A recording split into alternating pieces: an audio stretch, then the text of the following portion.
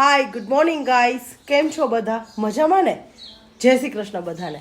આજના વ્લોગમાં આપનું હાર્દિક સ્વાગત છે. દિવાળીમાં અમે લોકો બધા જ અમારા જૂના ઘરે ચલા લાવ્યા છીએ. ખૂબ જ હેપી છીએ કારણ કે પોતાનું ઘર, પોતાનું ગામડું, પોતાની શેરી કોને ન ગમે. યાદ આવે ને તો મને પેલો સોંગ યાદ આવે છે, આપણા મલકના માયાડુ માનવી, માયા મેલીને વયા જાહુ મારા મેરબા, હાલો ને આપણા મલકમાં.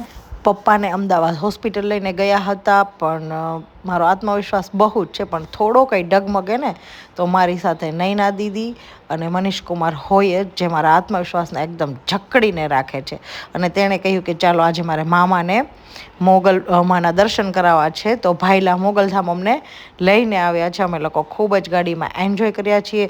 ગમે ત્યારે જાય ને હોસ્પિટલ એટલે ગાડી એની જ હોય અને બંને હંમેશા સાથે જ હોય, ક્યારે આપણને એકલું લાગવા જ નથી. અને આ વખતે તો એ ચલાલા મૂકવા પણ અમને આવે છે. આ રસ્તામાં દિવાળીની ટ્રાફિક તો જુઓ, કેટલી બધી ગાડીઓ દેખાય છે ને તમને. આઈ થિંક અડધી કલાક ગાડીઓ રસ્તામાં ઊભી રહી છે. થેન્ક યુ મનીષ કુમાર અને નૈના દીદીને, જે લોકો અમને મૂકવા માટે આવ્યા છે. અને મારા ભાણાભાઈ છે ને ગાડી ડ્રાઈવ કરે છે, અને એની ભાણીબહેનનું સપનું હતું કે મામાને લઈને મારે આવવું જ છે. અને આમ જીજુ જુઓ કેટલા કેરિંગ છે, હંમેશા પપ્પાના હાથ પકડી પપ્પાની સાથે બધી જ વસ્તુ પપ્પાને કરી આપે. અને એટલા સમજદાર છે કે ન પૂછો વાત. હું એમ કહું ને, આમ જમાઈની વાત આવે ને તો મનીષ કુમારને મારે પહેલો નંબર આપવો પડે એમ. એટલા કેરિંગ, સમજદાર, બધું જ આપણું સમજે. થેન્ક ગોડ આટલા સારા જમાઈ મળવા માટે ફઈને, અને અમને જીજુ મળવા માટે. અને હું ને નૈના દીદી આવી ગયા છીએ, દર્શન કરી લઈએ માતાજીના. ઘરે પહોંચી રાતે મસ્ત મમ્મીએ જમવાનું બનાવ્યું હતું, તો બધાએ જમી લીધું અને મસ્ત ફ્રેશ થઈ અને સૂઈ ગઈ. સવારે ઉઠી અને અમારા નાનુબેન આવ્યા છે ને વેકેશન કરવા માટે, તો નાનુબેનને હું રમાડવા લાગી. અને આમ જોયે તો ગુસ્સો તો જોવો આપણને બટકા ભરી જાય ને, કંઈ પણ થોડું કંઈ આમ ખીજવીએ ને તો આપણે. અને મને એટલી બધી ગમે છે, હું આખો દિવસ એને જ રમાડ્યા કરું, આમ હેપી થઈ જાવ એને જોઉં ને એટલે અમારી ગટ્ટુડીને. હેલો દોસ્તો, કેમ છો બધા? દિવાળી નજીક આવી ગઈ છે, તો કોની કોની ઘરે આ નાસ્તાઓ બનવા માંડ્યા છે? કાઠિયાવાડમાં તો દિવાળી એટલે નાસ્તાનું ઘર, આમ ફૂલ્લી ભરીને લોકો નાસ્તા બનાવે. અને અમારી ઘરે આમ ડબ્બા ભરીને નાસ્તા હશે. તો તમે પણ કોમેન્ટમાં મને કહેજો કે તમે ચાલુ કર્યું બનાવવાનું. ચાલો ખાવા. દિવાળી પર મારા ઘરે આવો ને એટલે તમને 20-25 મોટા ડબ્બા તો આખા રસોડામાં જોવા મળી જ જાય. આપણે ન વિચાર્યું હોય ને એવું મમ્મી અલગ અલગ બનાવે, જે આપણને આવડે પણ ને. સાટા, જલેબી, કંઈ પણ વસ્તુ છે ને એકદમ મસ્ત સાચા ઘીમાં પોતે જાતે જ ઘરે, મોહનથાળ છે, કોપરા પાક છે, બધું જ ઘરે બનાવે. અને દિવાળી ઉપર તો ગોળ આપણે આમ થાકી જઈએ જોઈને જ, આપણને એમ થાય ઓહો કંઈ નથી ખાવું. ગુલાબ જાંબુ કંઈ તમે વિચારી જ નહીં શકો ને એટલી આઈટમ મમ્મી બનાવશે. અને દિવાળી એટલે આમ મારું ઘર તો આમ રોશનીથી ઝળહળતું હોય, મહેમાનોથી ભરપૂર હોય. અને એમાંય તે મારા મમ્મીના હાથની રસોઈ એટલે કંઈ જ નહીં ઘટે. અને મારા મમ્મીને રસોઈનો એટલો બધો શોખ છે, એણે સ્પેશિયલ માણસના ઘરમાં હોલ મોટો હોય, પણ મારા ઘરમાં રસોડું બધાથી મોટું છે, કારણ કે મમ્મી ખૂબ જ રસોઈના શોખીન છે. એટલે એણે રસોડું બહુ જ મસ્ત બનાવ્યું છે. પણ મમ્મી હા રસોડામાં બધાને ના કરવા દે, જો ફ્રાય કરવાનું હોય ને તો એ બાર દાદરા પર બેસીને જ કરે છે, કારણ કે જો રસોડું બગડે ને સેજ જાય તો એને પસંદ નથી. કારણ કે પોતે એટલા બધા ચોખ્ખા છે કે અમને પણ ગુસ્સો કરે જો અમે કંઈ બગાડીએ ને તો. દિવાળી છે એ 5 દિવસનો તહેવાર છે. પહેલો દિવસ છે ધનતેરસ છે. દિવાળી મહોત્સવની શરૂઆત ધનતેરસથી થાય છે. તેને ધન ત્રયોદશી પણ કહે છે. ધનતેરસના દિવસે મૃત્યુના દેવતા યમરાજ, ધનના દેવતા કુબેર અને આયુર્વેદાચાર્ય ધન્વંતરીની પૂજાનું મહત્ત્વ છે. આ દિવસે સમુદ્ર મંથનમાં ભગવાન ધન્વંતરી અમૃત કળશની સાથે પ્રગટ થયા હતા, અને તેમની સાથે આભૂષણ અને બહુમૂલ્ય રત્નો પણ સમુદ્ર મંથન દ્વારા પ્રાપ્ત થયા હતા. ત્યારથી આ દિવસનું નામ ધનતેરસ પડ્યું. અને આ દિવસે વાસણ, ધાતુ અને ઘરેણાં ખરીદવાની પરંપરા શરૂ થઈ. અને અમે લોકો પણ ધન, ઘરેણાં આ બધાની પૂજા કરીએ છીએ. બીજા દિવસને કાળી ચૌદશ કે નરક ચતુર્દશી કહે છે. આ દિવસે નરકાસુરનો વધ કરી ભગવાન શ્રી કૃષ્ણએ 16,100 ગોપીઓને બંદી ગૃહથી મુક્ત કરી તેણે સન્માન આપ્યું હતું. આ નિમિત્તે દીવાઓની લાઈન સજાવી હતી. આ દિવસને લઈને માન્યતા છે કે આ દિવસે સૂર્યોદયથી પહેલાં ઉપટન અને સ્નાન કરવાથી બધા પાપ સમાપ્ત થઈ જાય છે અને પુણ્યની પ્રાપ્તિ થાય છે. તેમજ આ દિવસથી એક વધુ માન્યતા સંકળાયેલી છે, જેના મુજબ આ દિવસે ઉપટન કરવાથી રૂપ અને સૌંદર્યમાં વૃદ્ધિ થાય છે. અને ત્રીજો દિવસ એટલે દિવાળી. આ દિવસે ભગવાન રામચંદ્રજી માતા સીતા અને ભાઈ લક્ષ્મણની સાથે 14 વર્ષોના વનવાસ કરીને પરત આવ્યા હતા. શ્રીરામના સ્વાગત માટે અયોધ્યાવાસીઓને ઘરે ઘરે દીવા પ્રગટાવ્યા હતા અને નગરને પ્રકાશિત કર્યું હતું. ત્યારથી દિવાળીના દિવસે દીવા પ્રગટાવવાની પરંપરા છે. દિવસના આ તહેવારનો મુખ્ય દિવસ લક્ષ્મી પૂજન અને દિવાળી હોય છે. ચોથો દિવસ કાર્તિક શુક્લ પડવાને ગોવર્ધન પૂજા અને અન્નકૂટ ઉત્સવ ઉજવાય છે. તેને પડવો કે પ્રતિપદા પણ કહેવાય છે. આ દિવસને લઈને માન્યતા છે કે ત્રેતા યુગમાં જ્યારે ઇન્દ્રદેવે ગોકુલવાસીઓથી ગુસ્સે થઈ મુશળધાર વરસાદ શરૂ કરી હતી, ત્યારે ભગવાન શ્રી કૃષ્ણએ તેમના નાની આંગળીઓ પર ગોવર્ધન પર્વત ઉપાડીને ગામડાના લોકોને ગોવર્ધનની નીચે સુરક્ષિત કર્યા હતા. ત્યારથી આ દિવસને ગોવર્ધન પૂજનની પરંપરા પણ ચાલી આવે છે. પાંચમો દિવસ યમ દ્વિતીયા કે ભાઈબીજના નામે ઓળખાય છે. દિવાળી તહેવારનો આખરી દિવસ હોય છે. ભાઈબીજનો તહેવાર ભાઈ બહેનના સંબંધને ગાઢ બનાવવા અને ભાઈની લાંબી ઉંમર માટે ઉજવાય છે. રક્ષાબંધનના દિવસે ભાઈ તેમની બહેનની ઘરે બોલાવે છે, પણ આ દિવસે બહેન ભાઈને પોતાના ઘરે જમવા બોલાવે છે અને તેમની લાંબી ઉંમર માટે કામના કરે છે. ધનતેરસના દિવસે સોનું કે ચાંદી લેવું હોય તો એને શુભ માનવામાં આવે છે. તો આજે વિચાર્યું કે ક્યારાબેન આપણા ઘરે આવ્યા છે તો એના કાનમાં આપણે સોનાની બાલી પહેરાવી દઈએ. અને પપ્પાના ખાસ ફ્રેન્ડ છે હર્ષદ કાકા, બાજુમાં જ રહે છે, એટલે અમે તેને ત્યાં જ જવાના છીએ કરવા માટે. અને હરેક વખતે દિવાળીના દિવસે ધનતેરસના દિવસે પપ્પા ચાંદીનો સિક્કો લે જ, પણ આજ અઘુબેનને કાનની બાલી પહેરાવી દઈએ. તો હું દક્ષને જેનીલિયા જાય છે અઘુબેનને કાનની બાલી પહેરાવવા માટે. રાધે રાધે રાધે શીરા પૂરી ગાધે રાધે રાધે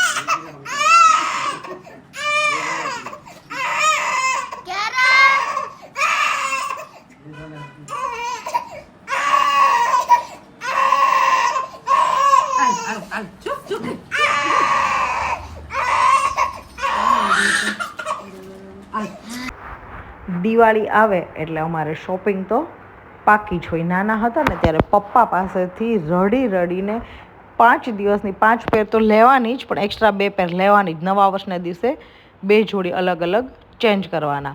તો હવે અમે શોપિંગ માટે મોલમાં આવી ગયા છીએ. તો મોલમાંથી દીવા, પછી ઘરે બધા કોમલ દીદીને એ લોકો આવે છે તો એમની માટે થોડું લેવાનું છે. અને દીવા જો કેટલા મસ્ત મસ્ત છે. આમ તો રસ્તા પરથી જ દીવા લેવાનું પસંદ કરું છું, પણ આ તો મને ગમી ગયા એટલે વિચાર્યું કે થોડા દીવાને એવું આપણે ચલાલા જઈએ તો ત્યાં રાખવા થશે, તો ત્યાં માટે લઈ લઈએ. તો હું ને દક્ષ જો આ પ્લેટ કેટલી મસ્ત છે એ મને ગમી ગઈ હતી. આ ચોકલેટ, સ્વીટ્સ, કાજુ કતરીને એવું બહુ બધું આવ્યું હતું. તો મેં અને દક્ષે છોકરાઓ માટે લઈ લીધું. અને આ કુર્તી જો અમે વિચાર્યું કે આપણે મેચિંગ પહેરીશું, એટલે એક કુર્તી પણ અમે બંનેએ લઈ લીધી.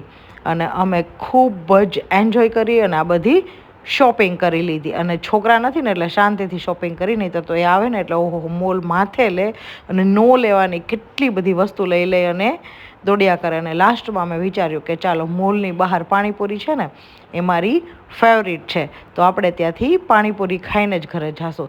તો ફરીથી અમે લોકોએ પાણીપુરી ખાધી અને અમે ઘરે ગયા.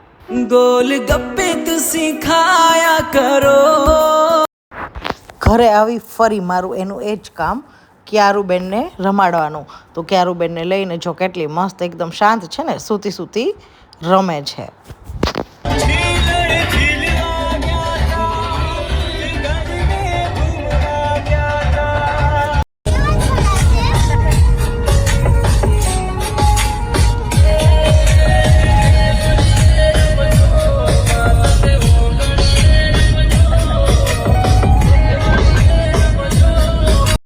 અમારી શોપિંગ તો થઈ ગઈ હતી, પણ અમારા શિવાભાઈ અને જેનિલિયાબેનની શોપિંગ બાકી રહી ગઈ હતી. તો વિચાર્યું કે ચલો બીજા દિવસે એ લોકો માટે આપણે શોપિંગ કરી આવીએ. જો એ ખુશી ખુશી બંને બાસ્કેટ લઈ અને પોતાને જે ગમે ને એના હમણાં બાસ્કેટ ભરી લેવાના છે. અને હજી એ બંનેના કપડાં લેવાના બાકી છે, પણ જેનિલિયા બહુ ચૂઝી છે, એના કપડાં લેવામાં થાકી જાય. આ નહીં પેલું નહીં. જીયાન તો સારું કે ચલો પહેરી લે. એટલે હવે આ જીયાનભાઈ અને જેનિલિયાબેનના કપડાં અમે લોકો લઈ લઈએ.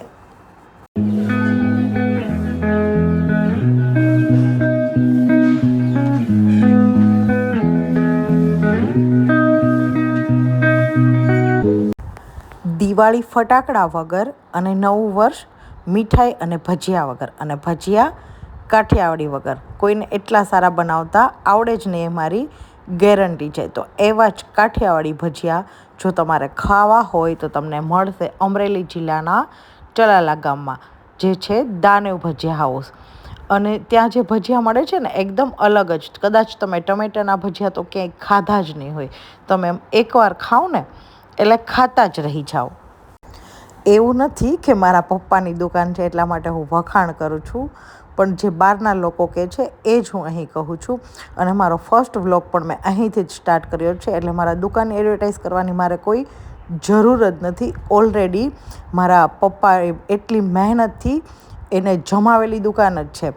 અને આઈ થિંક લોકો મુંબઈ, સુરત, અમદાવાદ ત્યાંથી તો ભજીયા ખાવા આવે જ છે, પણ વિદેશમાં પણ તમે જાઓ ને, જેમ કે લંડન કે ત્યાં પણ પપ્પાને બહુ બધા લોકો ઓળખે છે. આ બધું જોઈ અને ખૂબ જ ખુશી થાય. પણ આ એમનેમ નથી થયું, એની ખૂબ જ મહેનત છે. કહેવાય ને કે આ માણસે શૂન્યમાંથી સર્જન કર્યું છે. જ્યારે એની લાઈફ અમે પહેલેથી જોઈએ ને તો એણે આની પાછળ ખૂબ જ મહેનત કરી છે.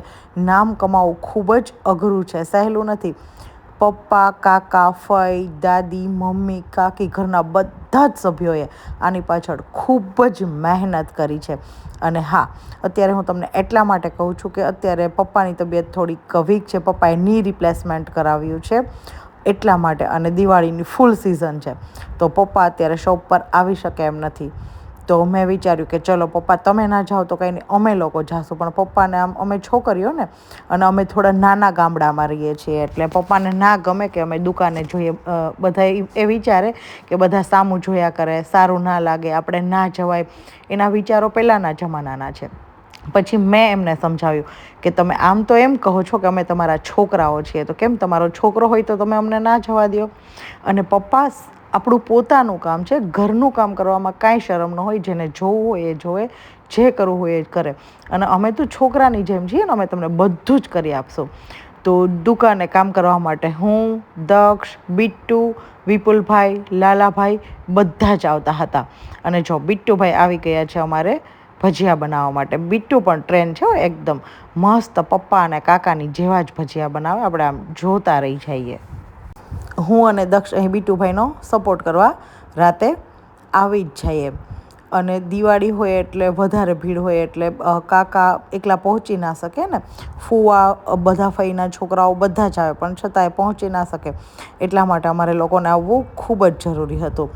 અને હા, બિટ્ટુ ભૈયાએ મને શીખવ્યું કે આગલા દિવસે શીખવ્યું કે જો ભજીયા આવી રીતે તું બનાવજે. આપણને આવડતા હોય છતાં આમ ભજીયું જ્યારે પાડીએ ને ત્યારે મમરી પડે.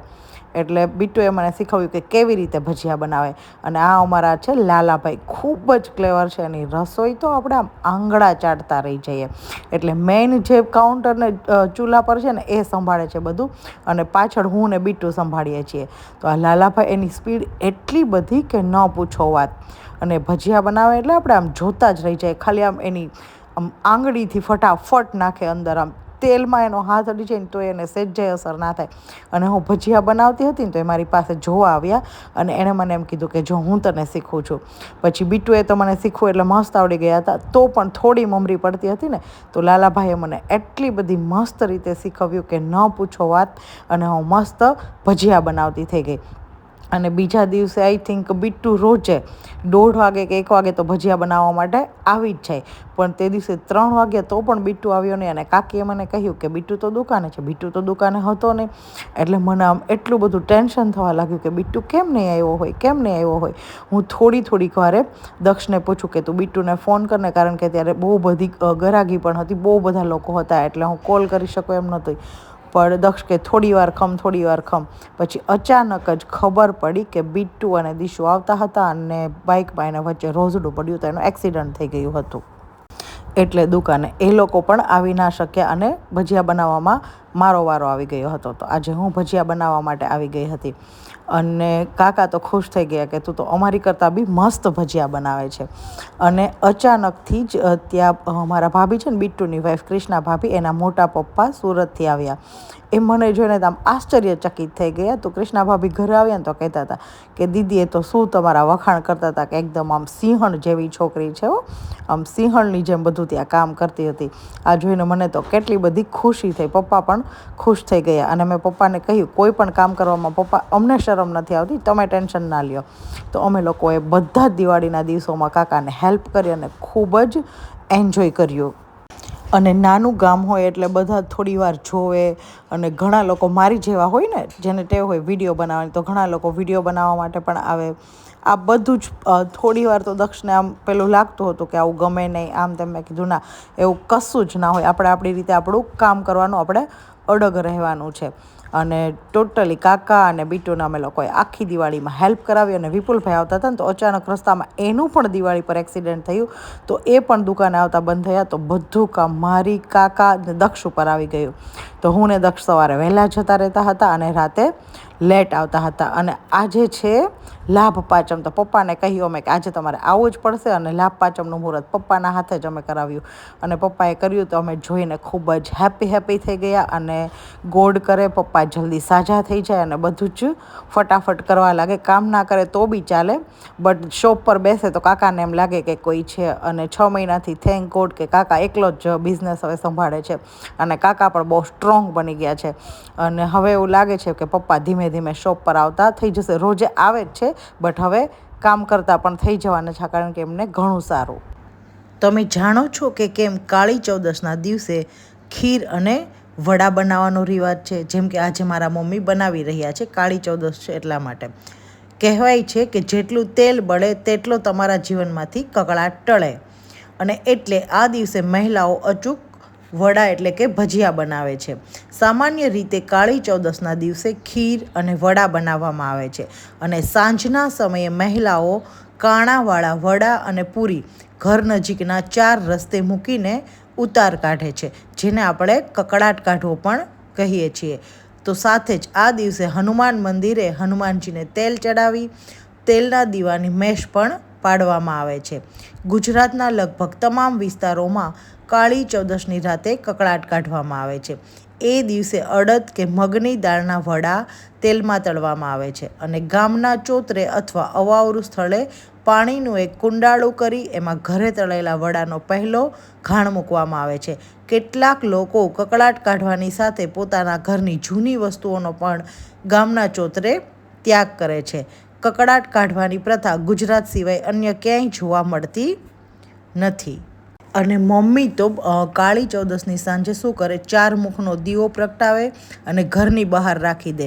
અને દીવામાં એક કોડી પણ મૂકી દે. આ દીવડાની રોશનીથી પિતૃને પોતાના લોકમાં જવાનો રસ્તો દેખાય એવું મમ્મી કહેતા હોય છે. અને તેનાથી આપણા પિતૃ પ્રસન્ન થાય છે. અને પિતૃની પ્રસન્નતાથી દેવતા અને દેવી લક્ષ્મી પણ આપણા માટે પ્રસન્ન થાય છે. અને પિતૃ માટે કરાયેલ આ દીપદાન સ્વાસ્થ્ય સંબંધી લાભ પણ આપણને આપે છે.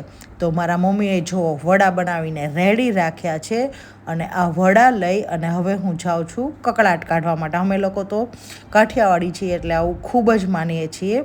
અને હું જઈશ અને જાય એટલે રસ્તામાં કોઈ સાથે વાત નહીં કરવાની. મમ્મી એમ કે નહીં તો આપણા ઘરમાં કકળાટ પાછો આવે. અને જો 4 રસ્તાઓ વચ્ચે મેં એક કુંડાળું કર્યું છે અને ત્યાં ચારેય સાઈડ એક વડું આપણે ફેંકવાનું અને આવી રીતે ઘરનો કકળાટ કાઢવાનો. અમે બધી જ પ્રથામાં ખૂબ માનીએ. ફઈ આજે સવારમાં ખૂબ જ મસ્ત એકદમ વાડીના નાના ચીભડા લઈ આવ્યા છે જે મને ખૂબ જ ભાવે. આમ હું કાઠિયાવાડ આવું ને એટલે આવી બધી વસ્તુઓની મજા માણું. આમ ચીભડા ખાઈએ ને તો આપણા ઓહો ખુશ થઈ જાય. એટલા મસ્ત જામફળ, બહુ બધી વસ્તુ અમે લોકો હું ને કોમલબેનને લાવીએ ને એટલે આવે. અને ભાભી માટે તો રોજ ઢગલો ફ્રૂટ આવે જ છે. મને રંગોળી કરવાનો ખૂબ જ શોખ છે અને અમારા પાડોશી નૈનાબેન છે ને એ રંગોળી કરવા માટે તો મને જ બોલાવે. પહેલાં તો હું શેરીમાં ઘણી જગ્યાએ જતી પણ હવે નૈનાબેનની ત્યાં જ જાઉં છું. અને કિરણ ખૂબ જ મસ્ત ડ્રોઈંગ કરી આપે અને હું ને નૈનાબેન મસ્ત રંગોળી કરીએ. અને રંગોળી આપણે શું કામ કરવી જોઈએ તો કે દેવી દેવતાઓને ખાસ કરીને દેવી લક્ષ્મીને પ્રસન્ન કરવા માટે રંગોળી બનાવવામાં આવે છે. એવું માનવામાં આવે છે કે રંગોળી બનાવવાથી દેવી લક્ષ્મીની કૃપા જળવાઈ રહે છે અને ઘરમાં સુખ શાંતિ અને સમૃદ્ધિ આવે છે. રંગોળીનું માત્ર ધાર્મિક મહત્ત્વ જ નથી પરંતુ તે કલા અને સુંદરતાનું પ્રતીક પણ છે. અને હા, એવું પણ માનવામાં આવે છે કે 14 વર્ષના વનવાસ પછી ભગવાન રામ સીતા અને લક્ષ્મણ સાથે અયોધ્યા નગરી પહોંચ્યા હતા. ત્યારબાદ અયોધ્યાના લોકોએ તેમના સ્વાગત માટે રંગોળી બનાવી અને દીવા પ્રગટાવ્યા હતા. આ જ કારણ છે કે દિવાળી દરમિયાન દરેક ઘરમાં રંગોળી બનાવવામાં આવે છે. ભારતીય પુરાતત્વ વિભાગ જણાવ્યા અનુસાર રંગોળીના સૌથી જૂના પુરાવા પણ મોહેન્જો-દડો અને હડપ્પા સંસ્કૃતિ સાથે સંબંધિત છે.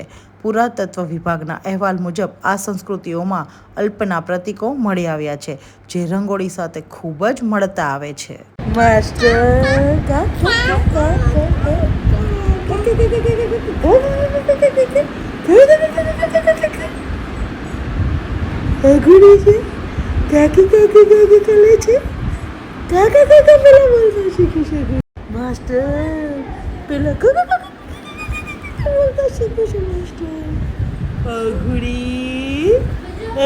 રાધે રાધે કાલો માં દીકરા, રાધે રાધે કાલા કાલા. અલે વાહ, ગુડ ગર્લ. રાધે રાધે કરો મો દીકરો. કરો કે નવા વર્ષના સાલ મુબારક. જય શ્રી કૃષ્ણ બધાને. કાલા. દિવાળી મસ્ત સેલિબ્રેટ કરી અને હવે નવું વર્ષ આવી ગયું છે તો બિટ્ટુભાઈ આ બધા જ કાકી, કૃષ્ણા, દીશુબેન, કોમલબેન બધા જ આવી ગયા છે. અને અમે લોકો હવે સરોજ માસીને મળવા માટે બીજા ઘરે જઈએ છીએ. તો બિટ્ટુભાઈ અમને લઈને બીજા ઘરે જાય છે ને બધા એટલા મસ્ત દેખાય છે ને અમારી ક્યુટ ગટુડી તો જો આમ કેટલી મસ્ત દેખાય છે. ને બંને બહેનોએ મેચિંગ કપડાં કર્યા છે એટલે બંને એટલી ક્યુટ દેખાય છે. જો આપણે આમ કોઈની નજર ના લાગી જાય. ટચ વુડ સેમ કપડાં જ કોમલબેને બંને માટે મંગાવ્યા હતા. હા, અને આજના દિવસે એટલો મસ્ત દિવસ હતો અમારા માટે પણ એમાં એવું થયું કે થોડો ઝઘડો થઈ ગયો. અમે જ્યારે રિટર્ન ગાડી લઈને આવતા હતા ત્યારે બિટ્ટુની 4 વ્હીલ હતી અને સામે એક એક્ટિવા રસ્તામાં વચ્ચે પડ્યું હતું પણ એને એક્ટિવા દૂર લેવું જ નહોતું એટલે થોડો ઝઘડો થઈ ગયો અને થોડી મારામારી પણ થઈ ગઈ. અને કંઈ વાંધો નહીં, ચલો પણ આજ નવું વર્ષ છે એટલા માટે આ બધું જવા દઈએ અને આપણે એન્જોય કરીએ નવા વર્ષનો. અને દિવાળી અમે ખૂબ જ ધામધૂમથી મનાવી, ખૂબ જ એન્જોય કર્યું. ઘરમાં એટલી બધી રોશની, રંગોળી, સ્વીટ, કેટલા બધા ગેસ્ટ હતા એટલે ખૂબ જ મજા કરી. અને બધાને હેપી ન્યૂ યર. નવા વર્ષના જય શ્રી કૃષ્ણ, નવા વર્ષના રામ રામ. હા, કોડિયામાં દીવો જલાવી રોશન કરી દો ગામે ગામ. રાત વીતીને આયો દાડો, નવા વર્ષના પગલા પાડો. દિવાળીમાં ખૂબ જ એન્જોય કર્યું. વેકેશન મમ્મીના ઘરે ખૂબ મસ્ત રીતે માણ્યું. પપ્પા સાથે રહેવાનો મોકો મળ્યો, પણ હવે ખૂબ જ રડવું આવે છે કારણ કે સાસરે જવાનો ટાઈમ થઈ ગયો છે. લાલુ લેવા માટે આવી ગયા છે. ત્યાં ખૂબ જ સારું છે, બટ મમ્મી પપ્પાની યાદ મને ખૂબ જ આવે, રડવું આવે. હું જાઉં ને એટલે મમ્મી તો એટલી બધી રડે કે ન પૂછો વાત. જાણે આમ પહેલી વાર સાસરે વળાવતા હોય ને એટલું બધું રડે, એટલે મને આમ પછી જવાનું મન જ ના થાય. પણ ચલો ફાઇનલી હું મારા ઘરે જઈ રહી છું અને ત્યાં બી હું મસ્ત મારું ઘર છે એને સજાવીશ. મારા ઝાડવા મારે જોઈને ફટાફટ જોવા છે કે કેટલા ઉગ્યા છે, કોઈ તોડ્યા નથી. મારે પાણી પાવું છે અને ગાડીમાં ખૂબ જ એન્જોય કરી રહી છું.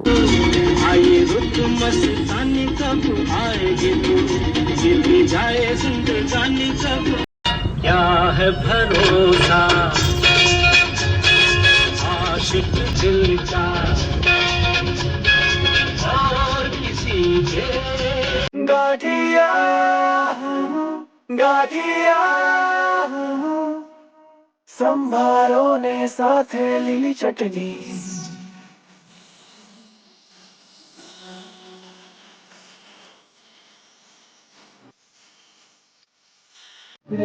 तू है तो दिल धड़कता है, तू है तो सांस आती है, तू ना तो घर घर नहीं लगता, तू है तो डर नहीं लगता, तू है तो हम आते हैं, तू है तो मुस्कुराते हैं कि तेरे बिन सो नहीं सकते किसी